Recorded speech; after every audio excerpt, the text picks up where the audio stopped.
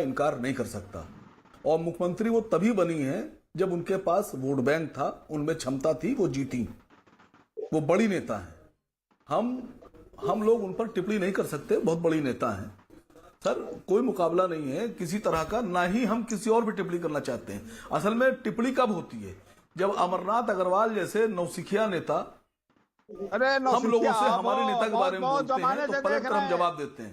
कहीं जगह नहीं मिल रही आपको। अरे आप लखनऊ के रहने वाले हो, हमको आप जानते हो, हम आपको जानते, जमाने से देख रहे हैं। सर बोल लेने दीजिए, आप दो चार गालियां और बक लीजिएगा, मैं सुनूंगा। नहीं गाली बकते ही नहीं, हमने आप ही ने चालू किया नौसिखिया हो रही है। हम तो बहुत भैंस को आराम से पूछ रहे हैं, भाई साहब कह के पूछ रहे हैं। सुनिए सर, सर कह के बात कर रहे हैं।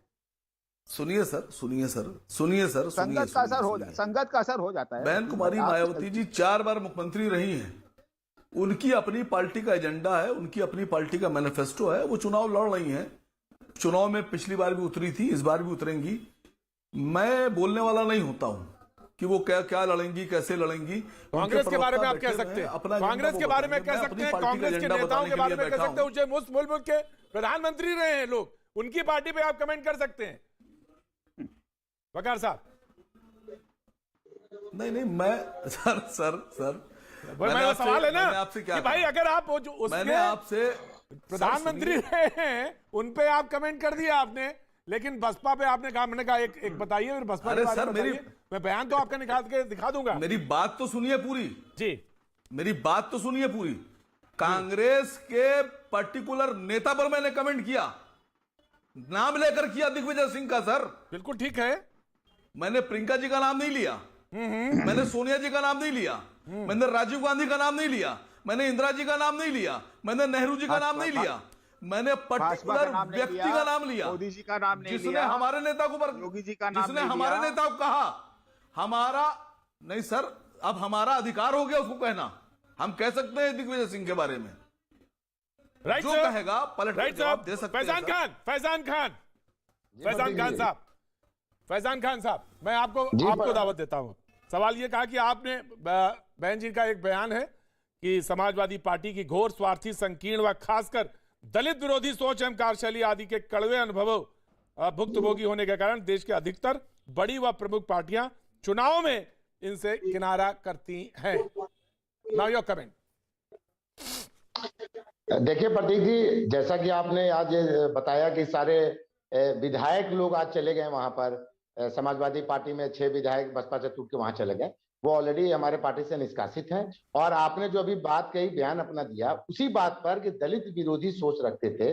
बहुजन समाज पार्टी एक डिसिप्लिनरी पार्टी है, हम ये कभी बर्दाश्त नहीं करेंगे कि वो दलित विरोधी गतिविधियों में जो पाई जाए वो पार्टी में सम्मिलित है। रही बात ये जो समाजवादी पार्टी में होड़ मची हुई है कि वो हमारे पास सारे दल के नेता आ रहे हैं, मैं पूछना चाहता हूं समाजवादी पार्टी, अब समाजवादी पार्टी रह कहां गई?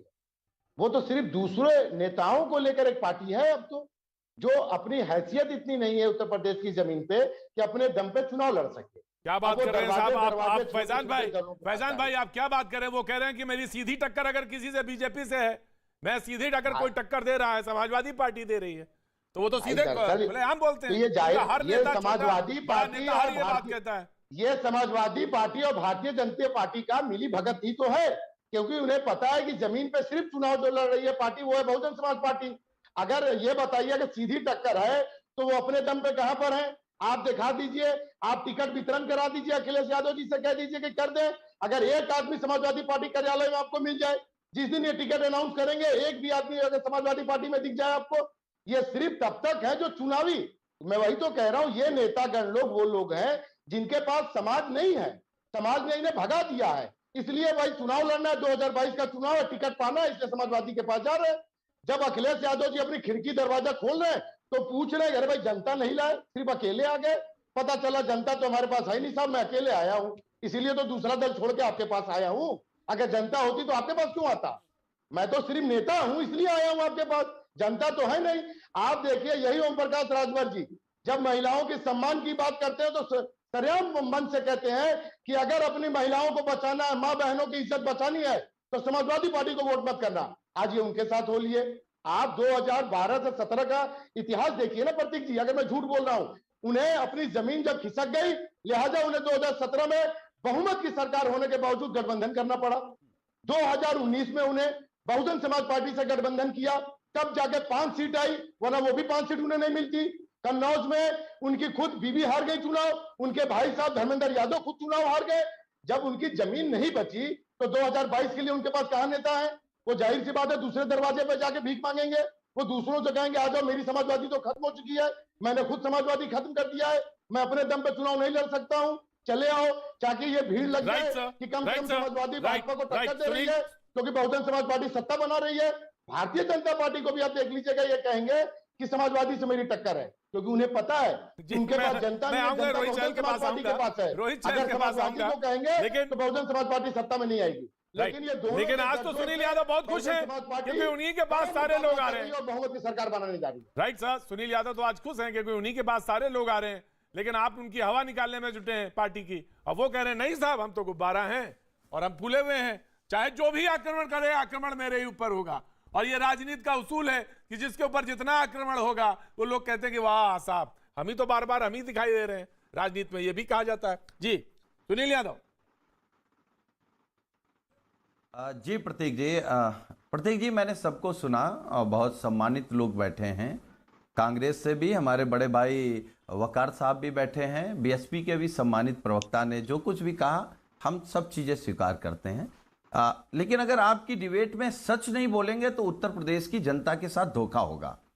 पहली बात तो यह है कि उत्तर प्रदेश में 2 गठबंधन के बीच चुनाव है।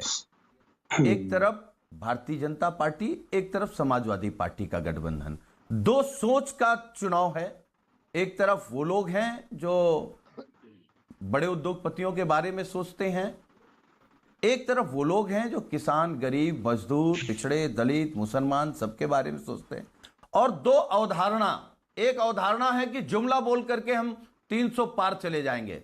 एक तरफ अवधारणा है कि हम काम करेंगे, एक्सप्रेसवे बनाएंगे, मेट्रो देंगे, लैपटॉप देंगे, रोजगार देंगे, सड़क अच्छी बनाएंगे, मेडिकल कॉलेज बनाएंगे, बिजली उत्पादन पर काम करेंगे। इस अवधारणा पर चुनाव होने जा रहा है।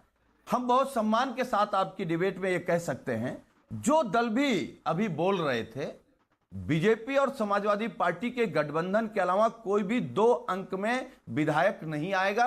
2022 में ना हम जाएंगे ना आप जाएंगे। आप भी डिबेट करेंगे, हम भी आपका सामना करेंगे और देश के सामने बात रखेंगे। हाँ, एक कल क्योंकि देश के माननीय गृह मंत्री जी आए, वो दूरबीन से अपराधियों को देख रहे थे, बगल में अपने गृह राज्य मंत्री को देख ही नहीं रहे थे, जिसके बेटे ने किसानों को कुचल दिया। और हम ये कह रहे हैं, आपने कहा कि 300 पार जाएंगे। आप एक बार बात कर लेते कि डीजल कितने पार चला गया, पेट्रोल कितने पार चला गया, गैस के